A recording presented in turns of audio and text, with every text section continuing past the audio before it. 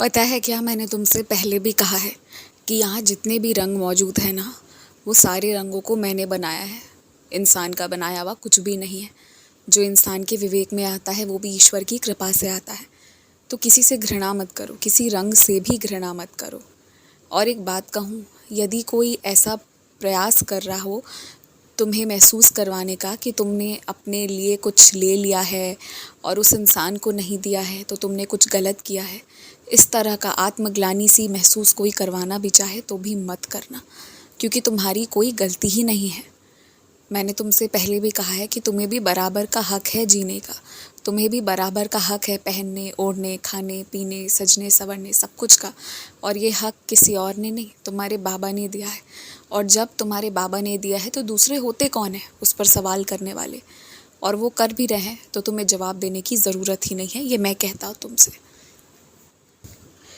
तुम्हारे जो जो शौक़ है ना, उन्हें पूरे करो, और उन्हें पूरे करने के लिए ही आगे मेहनत करते रहो। और फिर देखो ज़िंदगी कितनी सुंदर हो जाएगी। तुम्हें एक बात पता नहीं है कि तुम जितने गुणी हो ना, तुम्हें लोग बहुत प्यार करते हैं, पसंद करते हैं, तुम्हारी परवाह भी करते हैं, और तुम्हारे पीठ पीछे तुम्हारी तारीफ़ भी करते हैं, तुम पर भरोसा भी करते हैं। बस कुछ चुनिंदा लोग हैं जो कहीं ना कहीं तुम्हारे अंदर की इतनी ज़्यादा अच्छाइयाँ हैं ना, जिससे वो परेशान रहते हैं कहीं ना कहीं। उन्हें डर है कि कहीं इस कारण उनकी समाज में पुछाई कम ना हो जाए। बस यही कारण है कि वो तुम्हें हमेशा नीचा दिखाने की कोशिश करते हैं, वरना तुम में कोई कमी नहीं है।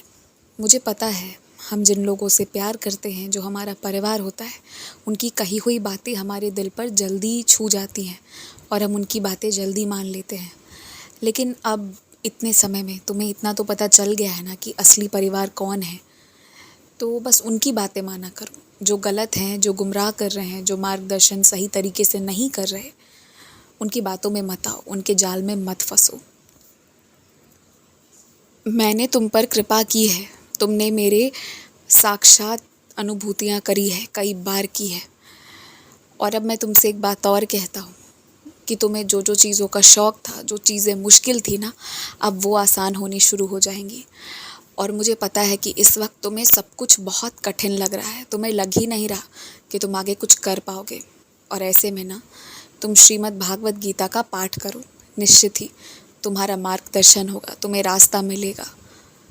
जैसे श्री कृष्ण ने अर्जुन का मार्गदर्शन किया ना, ठीक उसी तरह अर्जुन के जैसे भाव के साथ तुम भी जाओ और उसका पूरे मन से पाठ करो, उसे वक्त दो और वो तुम्हारा वक्त बदलेंगे, तुम देखते जाना। और जो अभी तुम्हें अपने ऊपर भरोसा नहीं है, पर क्योंकि तुम्हारा विश्वास ऊपर वाले पर है ना, तो मैं तुमसे यही कहूँगा कि 1 घंटा प्रतिदिन ध्यान करो। और जिस रूप में पूजते हो ना, जो मंत्र तुम्हारा प्रिय है, उसी मंत्र का पूरे 1 घंटे तक जाप करो। कितनी बार किया ये गिनती मत करो, पर पूरी एकाग्रता के साथ करो। और तुम देखो, इतनी हिम्मत, इतनी ताकत, इतनी विवेक तुम्हारे अंदर आ जाएगी ना, कि जो सबसे कठिन कठिन कार्य है ना, जो सबसे कठिन परीक्षाएं हैं, तुम उन्हीं में सफलता पा जाओगे। तुम देख लेना। बस तुमसे एक बात और कहूँगा कि लोग अपनी तरक्की या अपने असफलता की कहानियाँ सुनाते भी हैं ना, तो तुम उन सब में मत पढ़ा करो, क्योंकि तुम्हारा भाव थोड़ा अलग है। तुम बहुत जल्दी किसी भी चीज़ से जुड़ जाते हो, किसी के दर्द से भी, किसी की खुशी से भी। और ये दोनों बहुत ज़्यादा मात्रा में हो तो हानिकारक होता है। पर तुम्हारा स्वभाव कुछ वैसा है, तो तुम्हें अपने स्वभाव को देखते हुए तुम्हें थोड़ा अलग रहना ज़रूरी है अपने लिए, ताकि तुम खुश रह पाओ। और हाँ, तुम्हें मैं हारने दूंगा नहीं, चाहोगे तो भी नहीं, बिल्कुल नहीं, कभी नहीं।